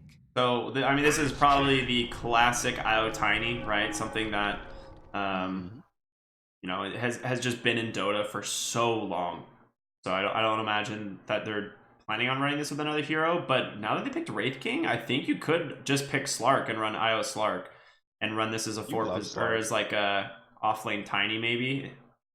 10 seconds. I think Slark would be insane here. It's a hero that Wraith King absolutely hates playing against because he's the natural diffusal builder. He steals your stats, so you actually just like can't get mana to ult. We go Bloodseeker instead, which I mean that's not bad. It's better against the Weaver. And hold on, Ricky. Meme police. Wee. Rupture toss combo, Ricky. Oh baby. Right? Yeah. Am I right? Am I right? Or am I right? Yeah, you're right. Yeah, right? Rupture toss, baby. Let's see it. So and rupture glimpse also. Yeah, this is an off-lane Weaver, by the way. I know Zor plays a lot of Weaver as well. It's one of his other most played heroes. So as soon as I saw it, I knew it was going to be a Zor Weaver, but I didn't really mention it. So the Wraith King obviously going to be their safe lane. Wraith King's one of my favorite picks in CSL, Ricky, because he's just a solid hero. Like he's so like I feel like safe, I guess, is maybe not the word I want to use. Like he just does his thing. He's a strong laner. He has a stun. He's hard to kill. He's good. You can play him well or you can play him poorly. He's gonna have an impact in your game. Like you're gonna get. I feel like you're going to get something out of him. You're pretty much guaranteed to get some value out of a Wraith King pick, no matter what the game or what the matchup is. And I really like it, especially for Carleton after the performance they had in Game 1. Mm-hmm. It just makes me feel good. Like I just feel like there's never a game where you pick Wraith King and he's just absolutely useless. Team ban. Because at the very least, he's a stun and he's a damage soak. And his ult, man, the slow attached to his ult is so strong. Like, even if it's like, oh, whoops, I went in and died. It's like, well, maybe you set your team up. They banned the Arc Warden 2, which is another Ana classic. Radiant team. So they banned that last both games. Hey, that's another CSL hero there. Centaur combos with. He can combo off someone's stun. He can set someone up to combo with him. I think Stampede is amazing, especially... like just I don't know. I feel the same way about Centaur as I do about Wraith King. I just feel like you're going to get something out of the hero no matter what. 10 seconds. So Ottawa's draft puts a couple question marks in place, right? Because you know where Centaur is going, and they get the Tinker instead, another Ana hero. So I was gonna say Ana loves playing these really high skill cap heroes, things like Tinker and Arc Warden and Meepo, heroes that you have to kind of respect. Mid player. Oh, is it double Crimson Witness on Wraith King? No, only one. The Gauntlet's the regular one. I have the Crimson Witness one, so it is indeed different. Isn't it? Is you sure? Yeah, what's different about it? It's not. Put it on stream. Put it on stream, and I'll see it in 7 minutes when it catches up. There you go. That's the red gauntlet right there, baby. Crimson Witness Gauntlet. See it. Okay. You'll see it when it pops you're up. The expert. You're the expert. Yeah. You'll show me. He's one of the heroes I had featured on my profile for the longest time because I have the Crimson Gauntlet. He's a good-looking hero. I love the Moose helmet, by the way. It's one of my favorite ones. But let's get back into the draft quickly before the cosmetics are half the game. Speaking of Bloodseeker and Centaur. Nope. Wrong. Any cosmetics, boys? Dude, how do you not have a cosmetic for Bloodseeker? Yeah, a hero that has a 20 penny cents penny cents. Yeah, he was one of the back when you just got cosmetics for playing the game. What a wild thing! You don't have to pay for them. He's got a bunch of stupid cheap weapons you could get. Nah, they're so bad. But honest Tinker also. Okay, quickly about the lineups. Talk to me about the lineups here. What are you thinking? So they could technically flex the Bloodseeker or the Tiny to the mid lane. I think against Tinker, you kind of have to take Tiny there because Bloodseeker just gets blinded every time he walks up to the lane, and it's pretty difficult. Yeah, I feel like Bloodseeker's a Rupture bot this game. Prepare for battle. Like, because Rupture's great against Weaver, it's going to be great against Wraith King. 2 cores right there. Oh, they're actually just gonna send the Centaur mid. Ooh, Are they? that's really fun. Maybe that's their plan. Is they're sending the Centaur to the Mid mid lane. Wisp, let's go. I mean, I'm not against it. It's pretty good. It doesn't do well in bot lane against the... Oh no, he's just getting damage off the mid tower. I'm stupid. This cheesy stuff. Yeah. Have you ever seen a game where a Centaur got punished for this? Like, the other team was waiting for it? I have, yeah. I saw a team smoke around to the other side's high ground, so he like took the damage and then ran back towards his tower. Yes! There's 3 heroes sitting there. Oh, it was pretty funny. Oh, I love that. There's no way Io's mid, right? I mean, it kind of looks like it's Io mid, honestly. He's got 2 shared tangos. Let's do it. And Tiny's got the boots build, so it's definitely 4 position Tiny, so I think we're seeing Io mid. Okay. Dude, Tiny's taunt is good. Oh, Tiny's taking a lot of damage. Wraithfire Blast and Frost Blast. The double blaster lane. Oh, Bottom. blast. The deep out. Not from the Centaur, past. he has used his Retaliate. We're going to see a fight break out bottom, or to continue a fight bottom. God, yeah, you have no armor, Oh, Tiny. Oh, there goes dead. another Wraithfire Blast. Frost Blast. No, they're not going to get him. The toss back. All right, so it is More Io bounty mid. group. This is going to be interesting.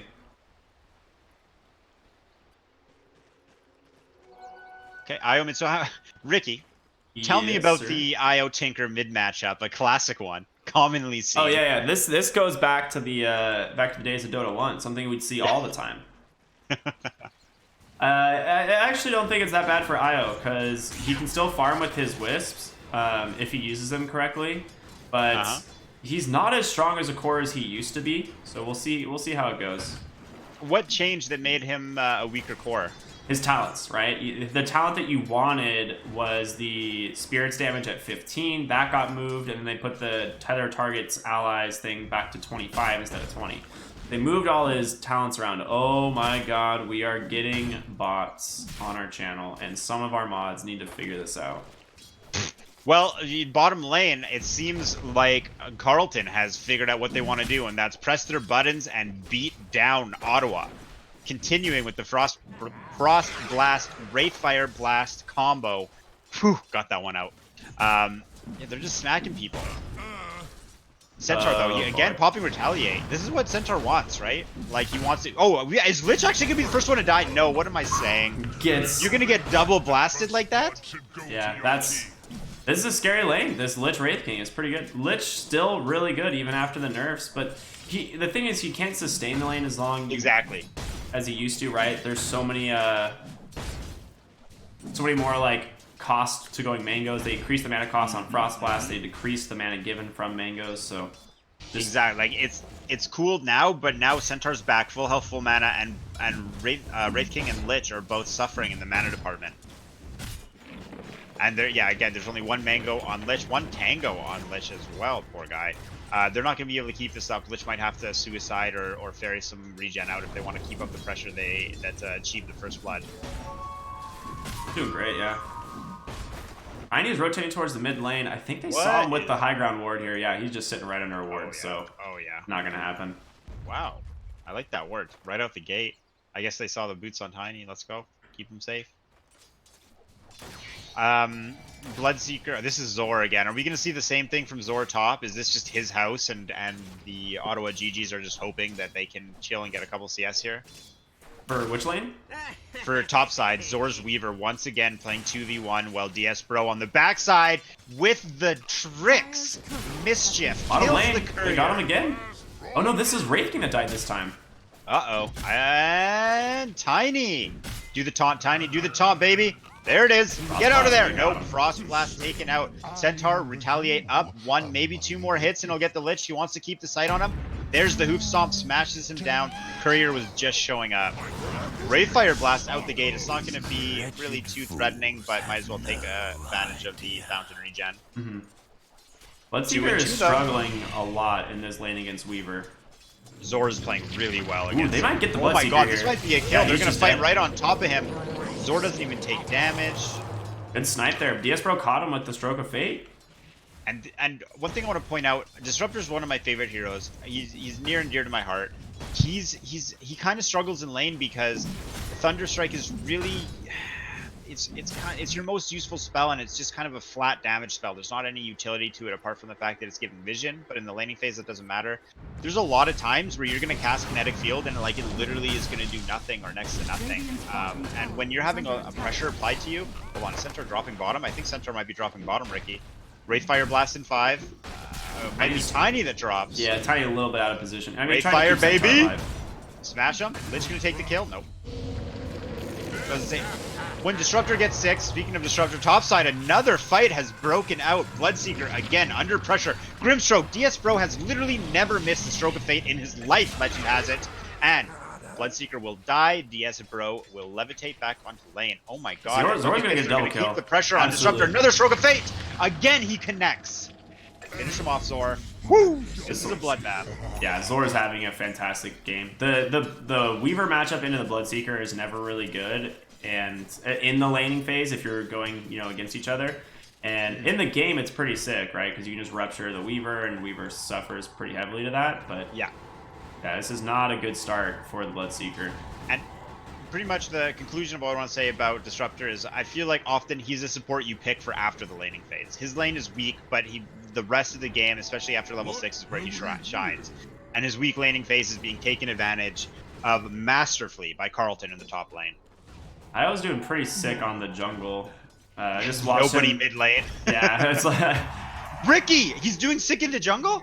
Wait, okay. I'm sure that was intentional, right? Ricky. Definitely not. He just died with 500 something gold. I saw him like fiddling around with very low health, and I was like, yeah, I'll just back off. But well, look at him living dangerously. Yeah, he got smashed by the Hellbear. The Hellbear Smasher. Okay. Oh, there's a sentry ward. Zor knows. Nice little kill on the bot lane. It's difficult to play against the Lich Wraith. Like the weakness is that their spells are expensive, but as long as they have mana, like what are you gonna do? Their spells are really effective. Yeah, Lich does not have much net worth at all right now, but he is at least helping to enable the Wraith King, and that's really important. Wraith King now has 3 levels in the Mortal Strike, meaning he'll be able to peel off and just sit in the jungle, farming very quickly, and allowing Lich to just kind of sit in this lane. And Tiny Centaur, like they do have combinations to kill him, but then you're really sending, you know, keeping 2 heroes bottom lane against a solo Lich, which is not really well, you know what you could even do is leave Weaver alone top and have both the supports team up and just play bottom and Wraith King jungle. Ooh, they're gonna get the D ward top. Nice there by D-Bro. Or by DS Bro. D-Bro. D-Bro. It's like that's his name for short. Yeah, just D-Bro.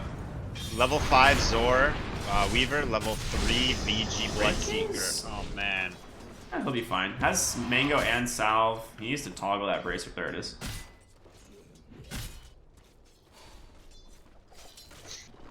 Well, the bloodbath is. I love how there's still no one mid. Yeah, both of the heroes are just like AFK farming jungle. Mid lane's just not a lane anymore. Somebody. Oh, Zor, get the courier. He sees it. Bye bye. Sorry, donkey. I mean, he's seen by the Bloodseeker, so he's a little afraid. The thirst. Uh-oh. Zor knows. Now is DS Bro in trouble? I don't think so. Nobody's in lanes this game. Yeah, the thing with Tinker that's nice is he definitely will outpace the Wisp right now because he can just march the mid lane and then back off. Ooh. You have a pause? Needs a water break. Sweaty from all the jungling. Alright. We'll have to see if anyone...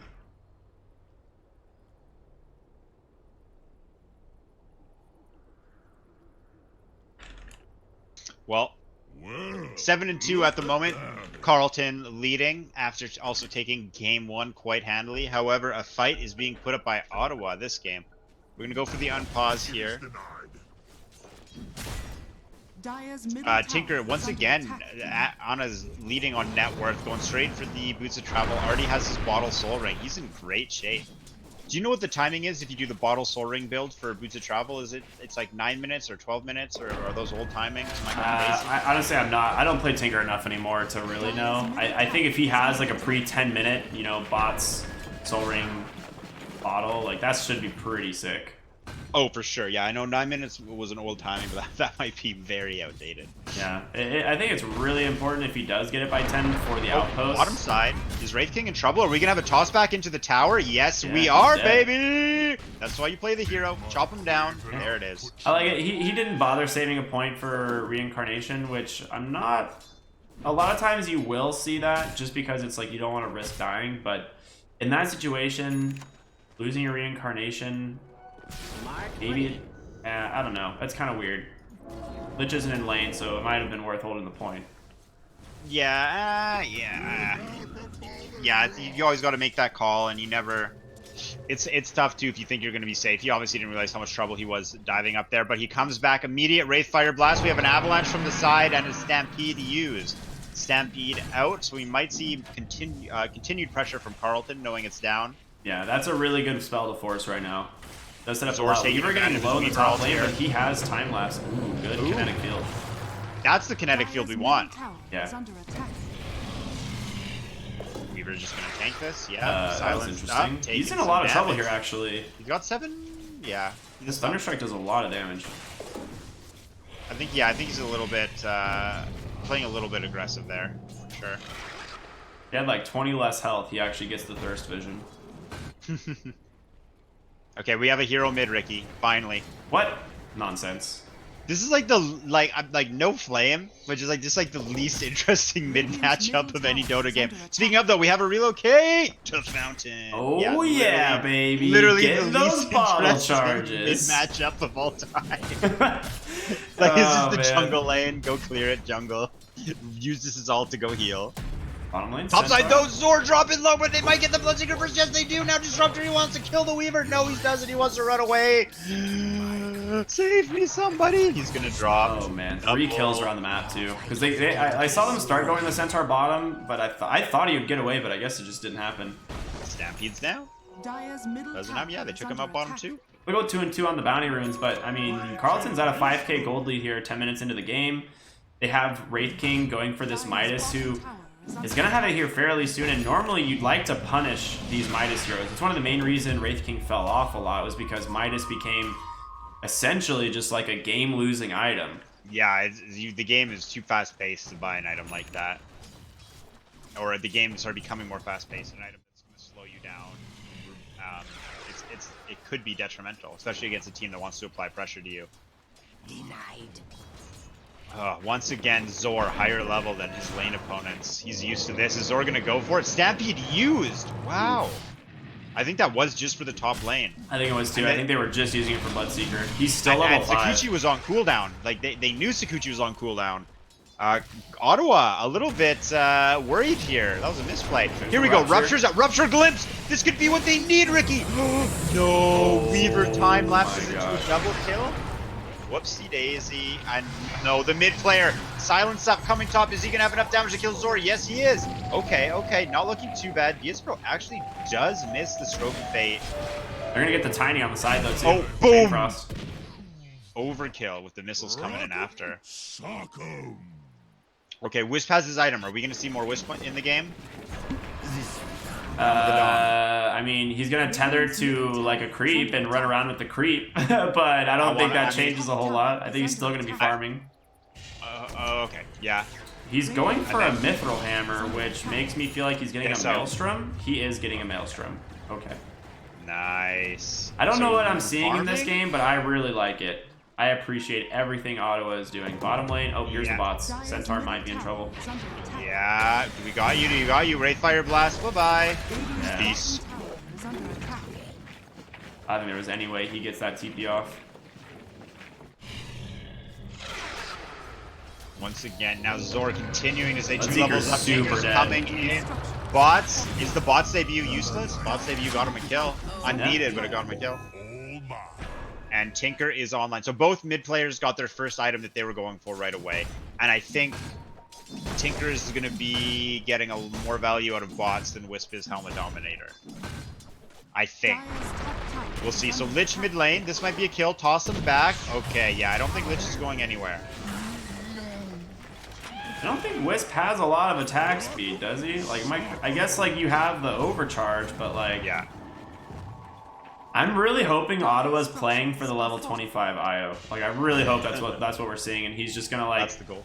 follow a zooming Bloodseeker around the map at 900 MS, and they're just gonna be auto attacking stuff. I think that Ottawa's in a difficult position, Ricky, and that's because to me their lineup has synergy with Rupture. They want to glimpse Rupture and they want to toss Rupture and get easy kills. However, Bloodseeker is far behind because of a great performance from Zor top, and Bloodseeker just wants to farm. So he's in a position where their draft says, I want you to cast Rupture, but the current state of their net worth says, I want Bloodseeker to have 10 minutes uninterrupted to just hit creeps. He actually is forced to Stampede bottom just from a Wraith Fire Blast. Again, yeah, a Stampede that doesn't really lead to anything. Wraith Ottawa King is on the loving back life foot. right now. And he went for the Midas build. Midas Radiance, Ricky. Is he a patch behind or what?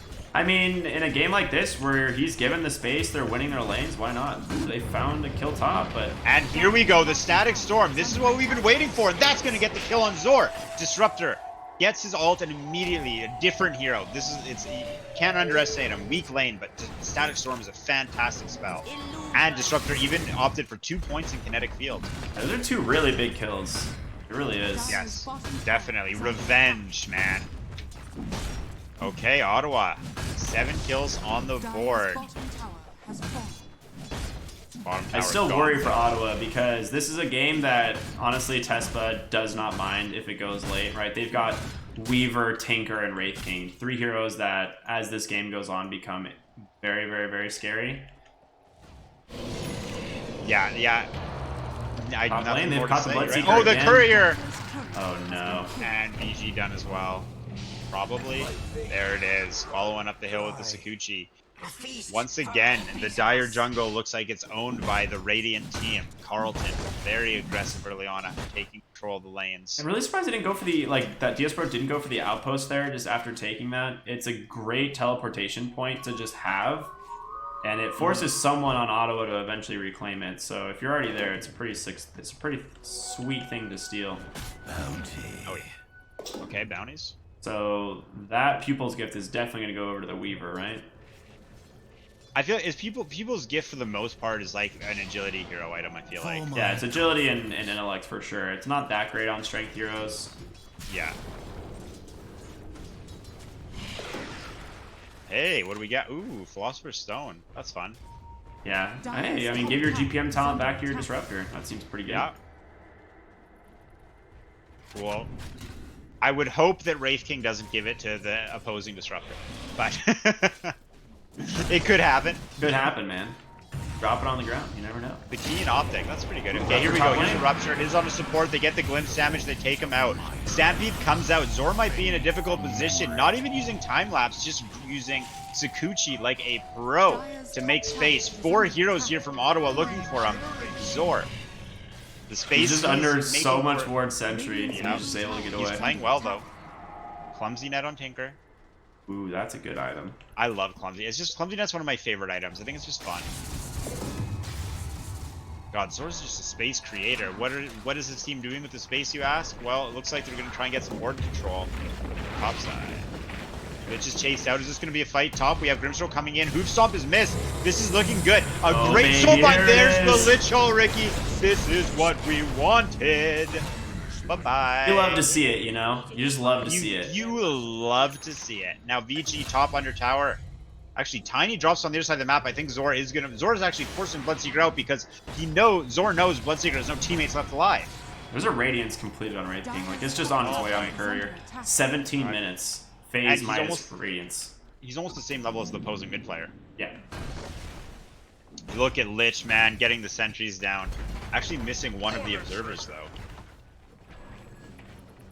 But trying to get rid of all the vision that we have up here. Yeah. I feel like Dragon Scale is not really that good of an item this game, just because Ottawa's not even like in a position to take advantage of it. Yeah, it's not bad on...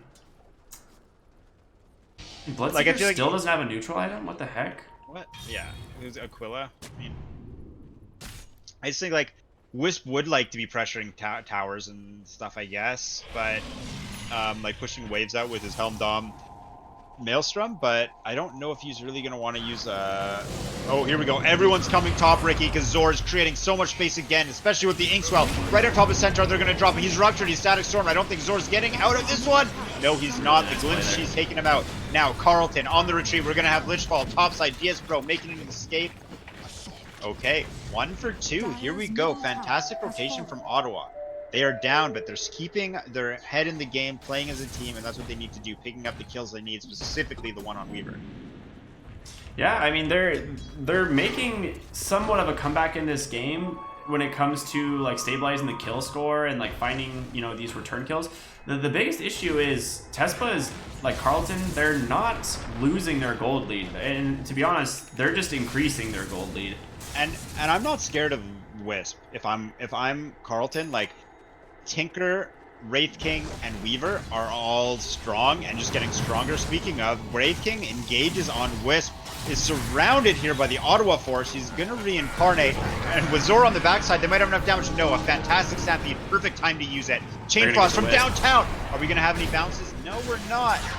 Zor time lapses out, but Bob on the Wraith King. He doesn't want to stop. He had Wraith Fire Blast laser combo deletes Centaur from the game, and this is going to turn into a tier 2 push.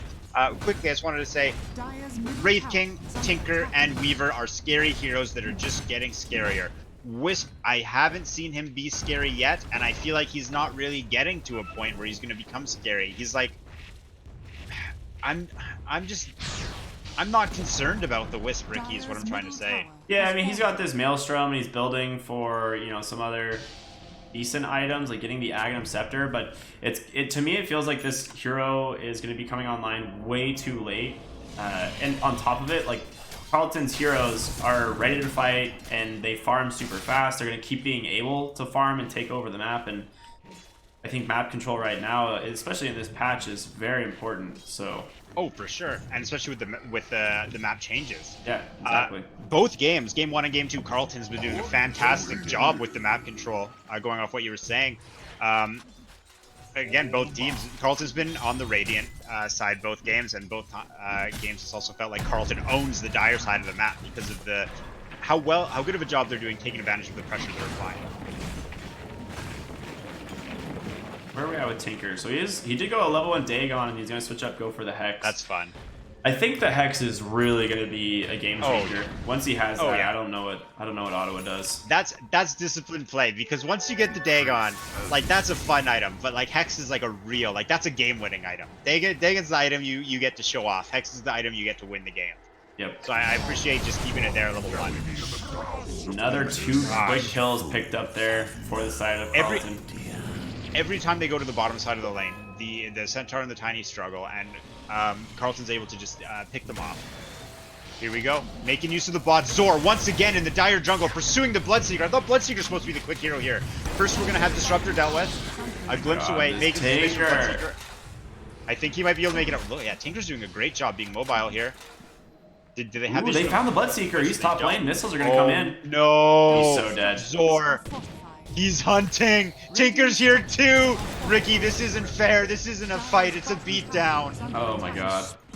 Bottom side, I don't think Centaur's doing anything to the level 17 Wraith King, who is just completely annihilating. Tinker's in. They're going Stampede. Do they chase? Do they chase? Ooh, they have high ground vision here. They do, though. On the top side, Tiny. Please, he wants to defend his base, but the only thing he can do is throw his body at the enemy team, slowing them down for a couple seconds before he dies. Can we just talk about Ana's performance 2 games in a row now? He is 8-0-6. Ana last game. This is a great showing for Ana in the mid lane for Carleton. I made a joke earlier that he's kind of a stereotypical mid player. Hold on. Top side on the high ground. You can't stop the Wraith King. Going right up, forcing the relocate from the enemy mid player. Wraith King's not really that scared. He's just going to walk right away. Do we have a glimpse? Where's Disruptor at? Disruptor's here. He has a glimpse if he needs it. No, great heads up play. Actually goes for the Lich under the Static Storm. Centaur, he's staying alive. Grimstroke comes out. The second Wraith Fire Blast coming out too. Right up to the high ground. We're going to see Bloodseeker fall. Inkswell on Wraith King. He does not stop Ricky. Chunking down the Tiny. Again, Tiny drops. This poor guy gets to cast a spell and die every time. On the backside, Wraith King, this isn't even your base. What are you doing so close to the fountain?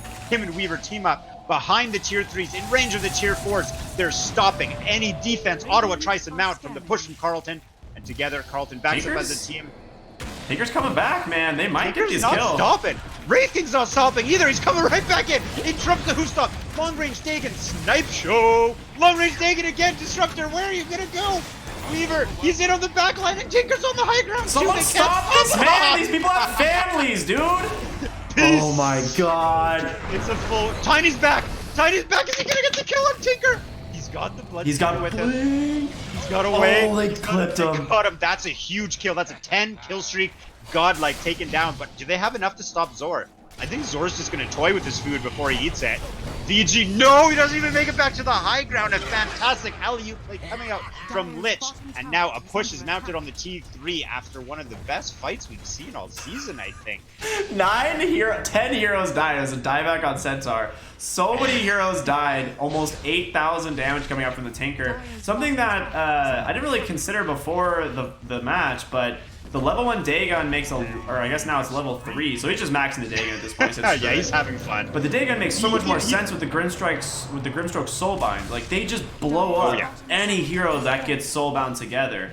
He bought another Dagon. Oh yeah.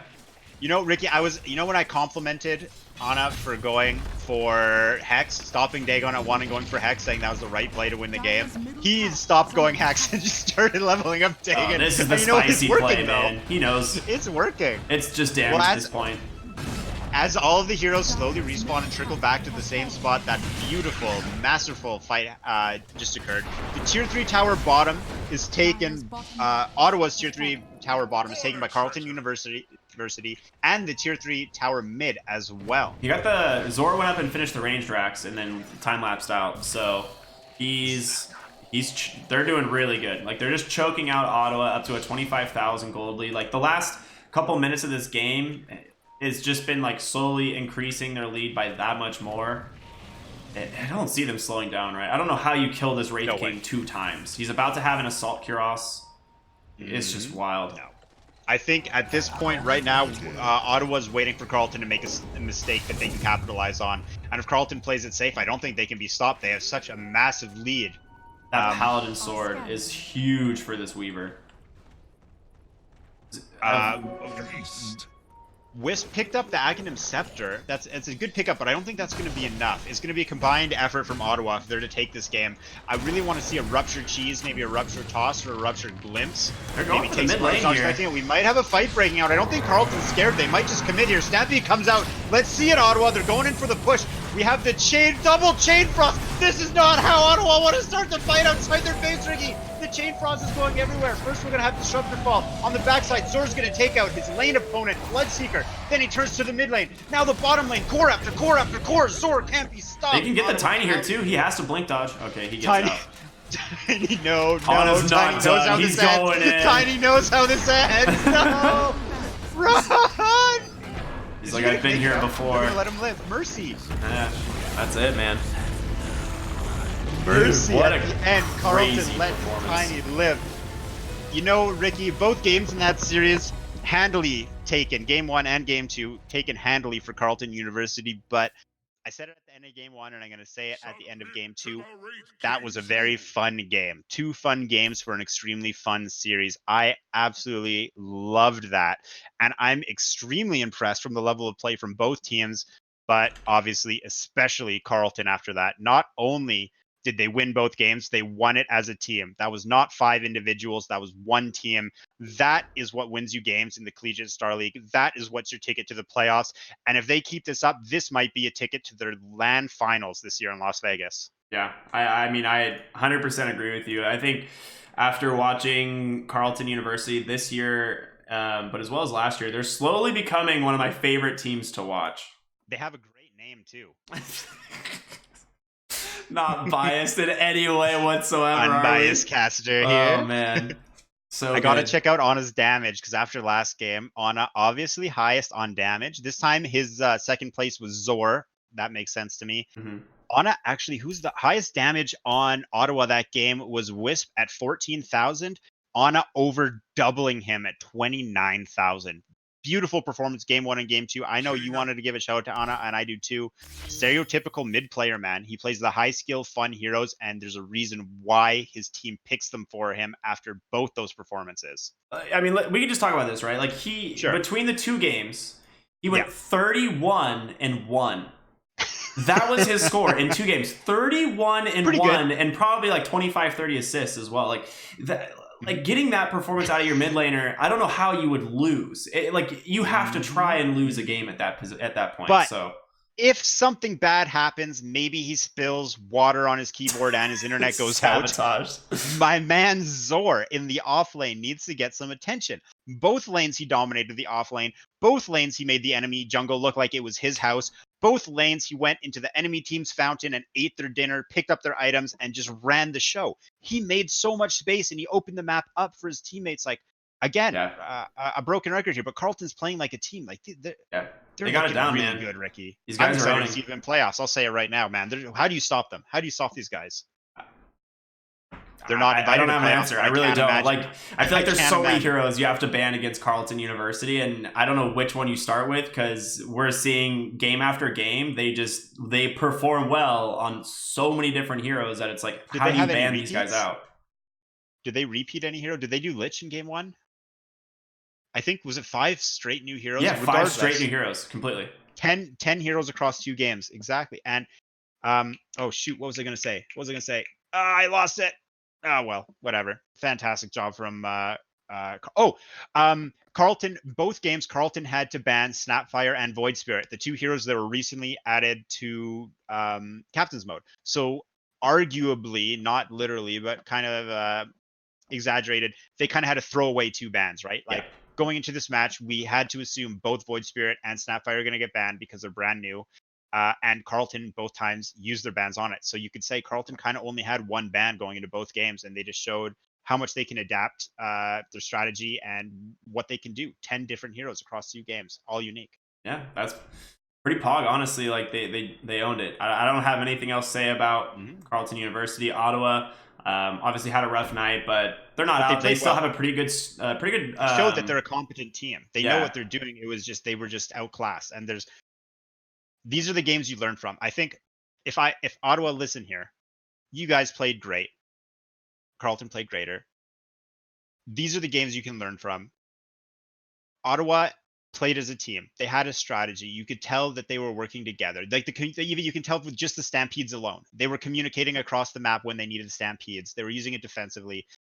Carleton's a really tough team to play against, but these are the games where you're going to learn from. And I think Ottawa has what it takes. I could, like, with what I saw from Ottawa today and what we've seen from the season, I could see Ottawa getting an invite into the playoffs at the end of the season, Ricky. And I think the step they need to take now, or a step they could take now to ensure that they get an invite to the playoffs, is they look at this game, they watch how they played, and they watch how Carleton played. And I think there's a lot they can learn, because games where you lose, especially games where you lose hard, I think you can learn quite a lot from that. I don't know. What do you think about the replay watching? I think it's important. It's really important to see, what went wrong and why. I think a lot of teams, if they are serious, a lot of them do watch the replays from their matches, especially the ones that they lose. For teams that want to get better in CSL, want to make it to playoffs, want to make a real shot for LAN finals, like you do need to have that discipline. You do need to take that time to figure out, what went wrong and just improve on it week over week. That's what we see out of the top teams in the league. And if you're not willing to do it, you're going to have a real rough time going against some of these top teams. Exactly. Yes, I agree. There's more to being a top team than just what you do in game. It's about the relationship outside of the game and the practice and discipline outside and inside of the game as well. And I think this is a great opportunity for Ottawa to prove if they are willing to put in the effort outside of the game to be rewarded with their performance inside of the game. Yeah. Well, before we take off, nothing more to say, man. Yeah, before we take off, we do want to give a shout out to our big sponsors this year. So we've got a couple. I'll let you guys take a look here. Our big sponsor this year is going to be GameStop. So big thank you to GameStop. They've been our sponsor all year long for the 2019-2020 season. They have a lot going on this year. You can check out GameStop.com/esports for details about their gaming performance centers and all their gaming clinics. The clinics are free for all players. Gives you kind of that inside look of how, you can kind of get better and kind of learn about the games that you like to play. They also have, we started a new thing called the GameStop Boot Camp this year. It's going to be for CSGO and Fortnite. So for those of you who, shooters. Yeah, for the shooters. If you do play those on the side, there is a kind of a competition going on right now where you can win a 4-day trip over to Frisco, Texas to visit, the Performance Center at GameStop and kind of, team up with some of the best players in the world. Pretty cool to check out. Yeah, not too bad. Lastly, the GameStop Weeklies is a series of kind of like mini tournaments that happen every weekend. You can check those out. They range in a whole bunch of different sorts of games from, TFT, CSGO, Overwatch, Rocket League, Hearthstone, even Smash for all you Smash fans out there. And you can just try something new, hang out with new people, experience the CSL community like it's meant to be. And that's pretty much what we got for GameStop. But one of our newest sponsors, Thank Carlo. you, GameStop. Yeah. Tell me about him, Ricky. HyperX. This is one of the newest ones that we announced, one of the coolest partnerships. I'm really stoked on this one. So HyperX, honestly, you guys know them. They're one of the best esports gaming component manufacturers out there. They've been working on expanding the esports community as a whole, and we're super stoked to have them here this year. They're going to be at our grand finals in Las Vegas, helping us out. So give them some love. Thank you, HyperX. Thank you, GameStop. Thank you very much for all of your support. Love it, man. Any final thoughts before we call it? I got nothing, man. This was a good night. Those were some good games, and it's always a good time with you and everyone hanging out in Twitch at home, chilling, watching some good Dota. I think the biggest, I'll say it again because as always, I'm a broken record bias caster, cool dude. The biggest thing I want to say is both teams played very well tonight, and I just want to emphasize that because both games were definitely Carleton favored, taking the series 2-0. But like we saw, from what I saw from the University of Ottawa again is the makings for a successful team, and I just want to. I don't want the players, and I don't want the fans of Ottawa to think that they're out after that performance, because you could see the communication, you could see the teamwork, you could see the gears turning in the draft and what the team was trying to do, and it's just they just got outclassed tonight. Yep. But that doesn't mean that they're going to get outclassed next week, and I just want them to keep going. And on top of that, a huge shout out to the Carleton Ravens for that delicious domination they provided us tonight. Great game. Man, that was like just beautiful ownage. That's what you want to see. That's beautiful. When you win a game, you want it to be done like that. You want to this. Let me sum. This is the last thing to say. I'll sum it with this: Tinker queued up a hex, and then instead just leveled up his Dagon. That's all that matters, man. That's all we want to see. That's the beauty right there. How that game went. All right. That's all I got, Ricky. Thank you. All right. Well, that's going to do it for us here tonight. Thanks for tuning in. Shout out to Carleton, the best caster in NA. Super excited to have you here. Great university, always. Too. Yeah. And a pleasure to cast with you, Ricky. Yeah. Thank you, CSL, for giving us a platform, giving all these college students a place to play. And we'll see you all next week, Monday nights. If you need more of 50% of us, you can catch my boy Ricky, R Cryptic, on Twitch. He's covering CSL nonstop, man. This guy is the most passionate collegiate Dota fan in the world. Check him out. You tune into his stream night, day, anytime. That guy is always online. That's R Cryptic on Twitch. Anyways, now that's actually the last thing I have to say. Thank you guys for tuning in. Thank you, man. Thank you very much. No problem. That's going to do it for us here tonight. We will see you all next week. See you guys next time.